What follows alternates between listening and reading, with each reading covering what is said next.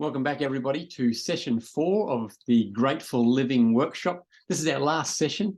And in this session, I just want to give you one example of one of the Grateful Living sermons, but this particular one is about being a faithful manager of our tribe. Remember, there's 8 T's in Grateful Living. One of those T's is tribe. Are we grateful for our tribe? What does that mean? Let's jump in and have a look. So we'll just share screen here again. And away we go. There we are. Okay, Grateful Living. Hope you're all ready to go. It's only going to take about 20 minutes, then some question time at the end. But I think you'll enjoy this, and I hope you'll be challenged by it as well. Remember the 8 T's of Grateful Living: time, talents, testimony, treasure, temple, territory, tribe, and truth. Remember, behind this slide, when you're presenting this in your youth group, your home church, there's a song, a jingle that the ladies have done behind this. I'll skip over it now because we're going to go straight into tribe. How can we be grateful, thankful for our tribe, and manage our relationships in a way that God would have us manage them? Interesting quote here to start. When you find people who not only tolerate your crazy ways, but celebrate them with glad cries of, "Me too," be sure to cherish them, because those people are your tribe. Here you can see people in the Maasai. They're called the Maasai tribe from Kenya and Tanzania in Africa. And one crazy thing that they like to do is the guys like to get around in a circle and just jump as high as they can. And, when they meet someone else who loves to do the same thing, they bond. That's their tribe. And that's the same with us, our family. For us, it's a church family as well, like around the world, wherever we go in the world. I've actually been with Maasai who are Seventh-day Adventists, and we don't have jumping high in common, but we have a love for God in common. And so they're my tribe because we all love Jesus. And here's the question: how can I better care for my tribe, my immediate family, my church family, and my global family? The tribe is the people that God surrounds you with. They're a gift to you, but he wants you to care for them. I want to share a story now about Dick and Rick Hoyt.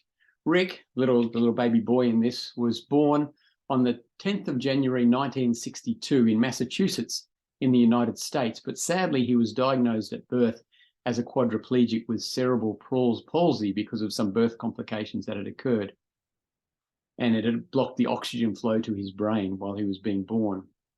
Many doctors encouraged his mum and dad to just institutionalize him, just put him away, put him in some sort of a hospital, because he's going to be too much to care for, and he's just going to be a vegetable, as they called him back in those times.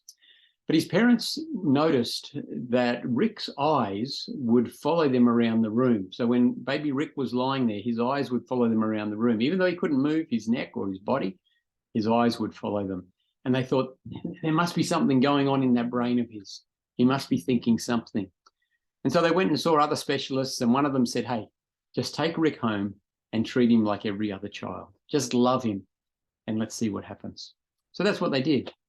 And Rick's mum made little words and letters and stuck them on things around the house, so that even though he couldn't talk, he was still very young, he could identify things. She taught him the alphabet with sandpaper letters. He could feel the shape of the letters. And she had all these different ways to try and help him to feel and sense and learn the world around him, even though he had so much physical handicap.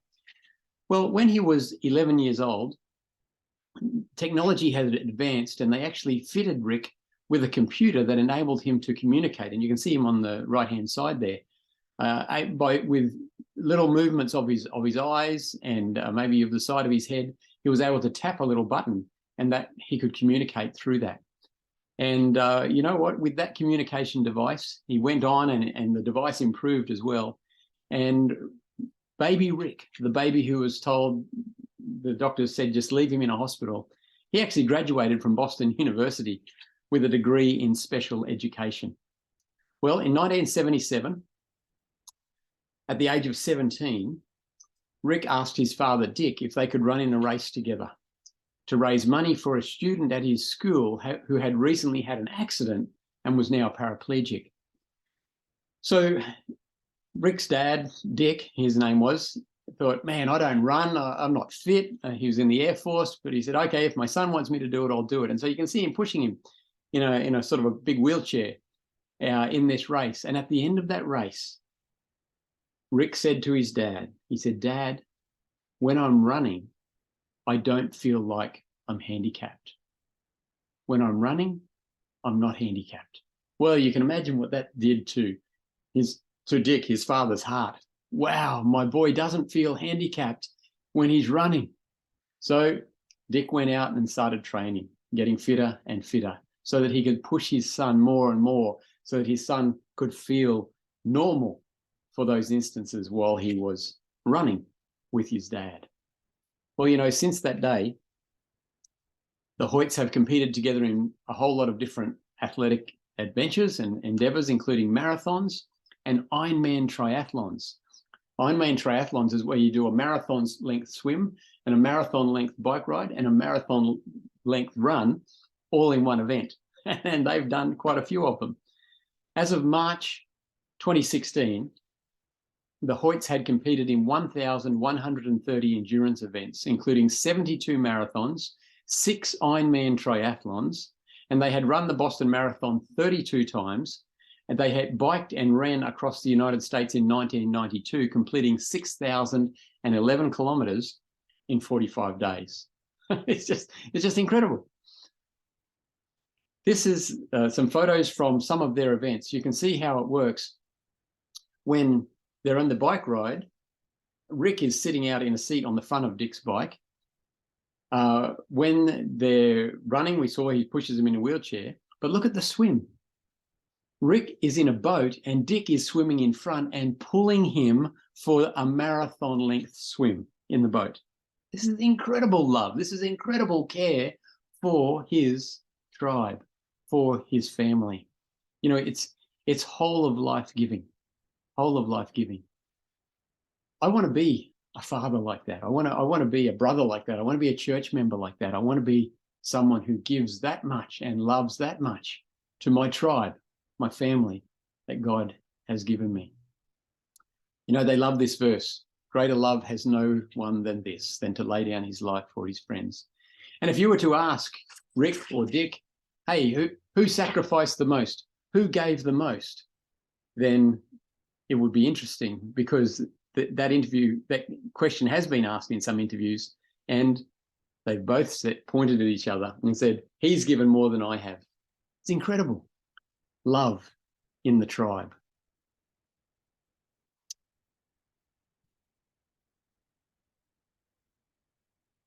Okay, here we are. We're back at the great controversy, the great tribe controversy. In God's blueprint, he says to us, you are your brother's keeper. Satan says, your number one priority is yourself. God's blueprint, you are responsible to provide for your family, especially in tough times. Satan says, always let others provide for themselves, just like you have. God says, love and cherish your spouse, just like Christ loves the church. Satan says, focus on ensuring that your spouse cares for your needs. God's blueprint, do unto others as you would have them do unto you. Satan's counterfeit, it's a dog-eats-dog world, so look out for yourself at any cost to others. God's blueprint, I am to love and care for my neighbour, even if they live in another town or country, just as I love and care for myself. And Satan comes along and says, hey, it's okay to always put my own needs in front of everyone else's needs, especially those who don't live near me. You can see there's a great controversy going on in the relationships and how we maintain and care for and manage those relationships between us and the tribe, the family, the people around us that God has given us. In 1 Timothy 5:8, we read, anyone who does not provide for their relatives, and especially for their own household, has denied the faith and is worse than an unbeliever.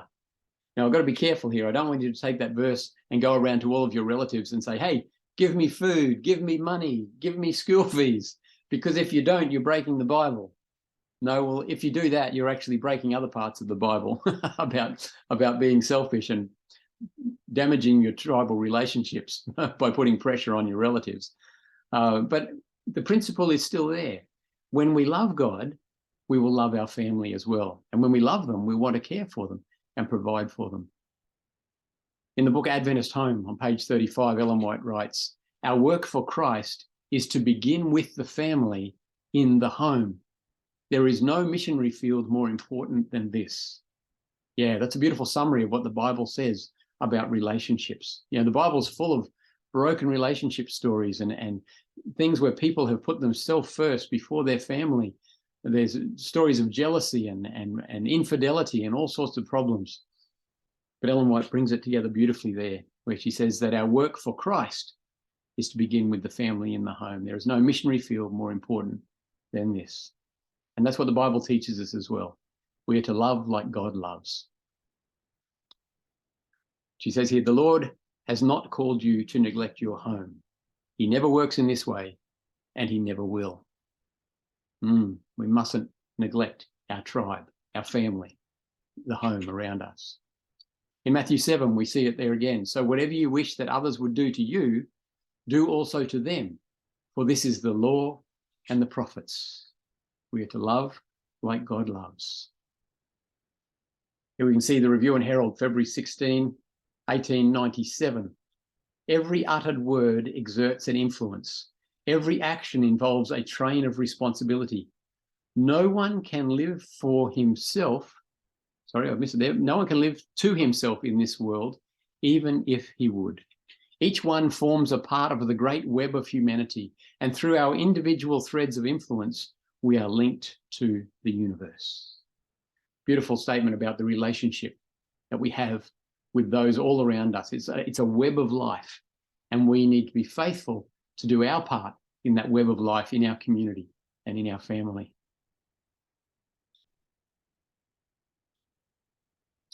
In 1 John, we read this challenging but beautiful section.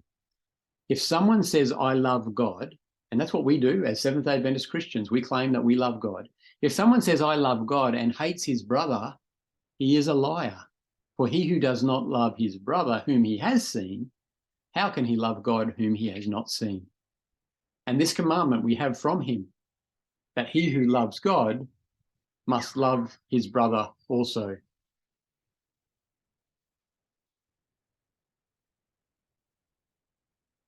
In Deuteronomy 6, "These words which I command you today shall be in your heart. You shall teach them diligently to your children, and shall talk of them when you sit in your house, when you walk by the way, when you lie down, and when you rise up." Here you can see some guidance on how to care for your tribe, how to care for your family, to be a faithful steward of the family that God has given you. We are to pass on God's truth, God's ways to them, and that includes how to have happy families and happy relationships. In Adventist Home, page 264, we read, "You may aid your children or help your children to develop characters that will not be swayed or influenced to do evil, but will sway and influence others to do right. By your fervent prayers of faith, you can move the arm that moves the world." How powerful is that? When we are looking at our relationships with our children or with our brothers and sisters or with our parents or aunts and uncles, whatever it is, we can do the best we can. And when we pray that God will bless our actions in our relationships, we can actually move the arm that moves the world. God will come on our side and help to heal and strengthen those loving relationships in our home, in our tribe, our community. In Luke 10, we read this interesting account of a lawyer who stood up and tested Jesus, saying, "Teacher, what shall I do to inherit eternal life?" And Jesus said to him, "What is written in the law? What is your reading of it?" So he answered and said, "You shall love the Lord your God with all your heart, with all your soul, with all your strength, and with all your mind, and your neighbor as yourself." And Jesus said to him, "You have answered rightly. Do this and you will live. Isn't that interesting? The lawyer who was not only understanding the law of God as in the 10 Commandments, but the law in his time was more than 600 commandments that they had taken out of various parts of the Bible. And he said to Jesus, what must I do to inherit eternal life?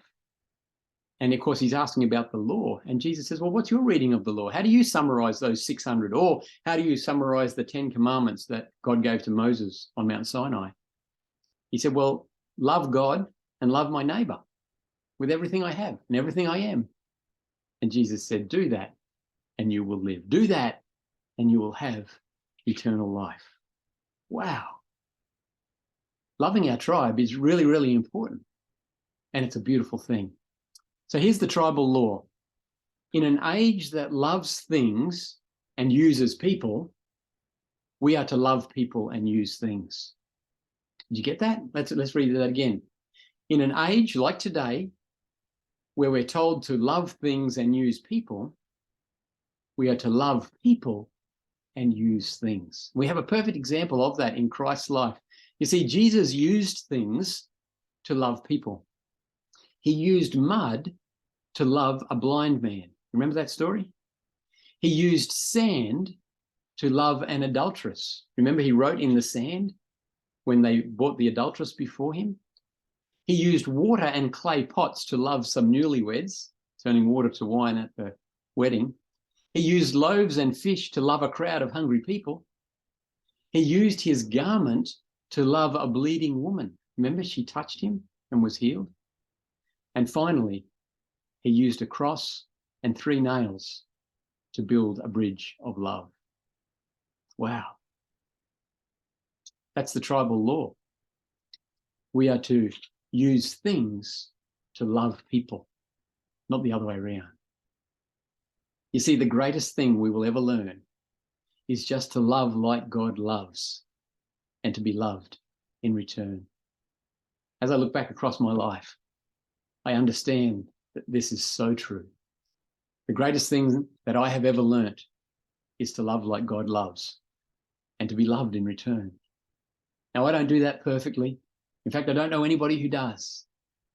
But I can tell you now that when you invite Jesus into your heart and say, Lord, help me to love like you love. In fact, Lord, please just love through me. May it be your love that goes out and loves the people around me. Then he will do that. And he will help you to love like he loves. You know, there's an interesting thing. You might be saying, hey, but there's people in my tribe who I don't like. They're enemies. You know, there's someone in my family I don't like. How can I love them? They don't give me any love. How can I love them back? If they don't give me love, how can I give them love? Where do I get the love from if they're not going to love me? Well, the beautiful thing about being a Seventh-day Adventist Christian is that we understand that all good things come from God. All love comes from God. So I can love my enemies, not because I get love from them and so I have enough to love them back. No, I can love my enemies because it's actually God loving through me. All of my love comes down from God into me, and then I flow that love out to others. So I don't need to rely on getting it from others. It flows out to others. And you know the beautiful thing, and this is how God's created everything, just so amazing. When we love more, we are loved more. And that's this here. The greatest thing we will ever learn is just to love like God loves and to be loved in return. We don't have to be loved first by our neighbours or family members. We have to take God's love and love them with it and then see what happens. So how to be a faithful steward with my tribe? A faithful steward does what their master would do if he were present. What would Jesus do? How would Jesus love your brothers and sisters, your community, your church family? How would he do it? Well, greater love has no man than this, than he lay down his life for his friends. Let's use our time, our talents, our testimony, our treasure, our body temple, everything to love like God loves. Let's be grateful for it. Let's remember where all of our good things come from. They come from God. And let's live gratefully, because It's good for us. It's good for a church family. It's good for the world. And it's what God has invited us to do. Are you willing to ask God to help you to love your tribe like he does? I want to leave you with a couple of questions for your discussion groups now. Question number 1, how is a happy, loving family a witness for God's truth? How is a happy, loving family a witness for God's truth? And question number 2, how can I better love my tribe like God loves them?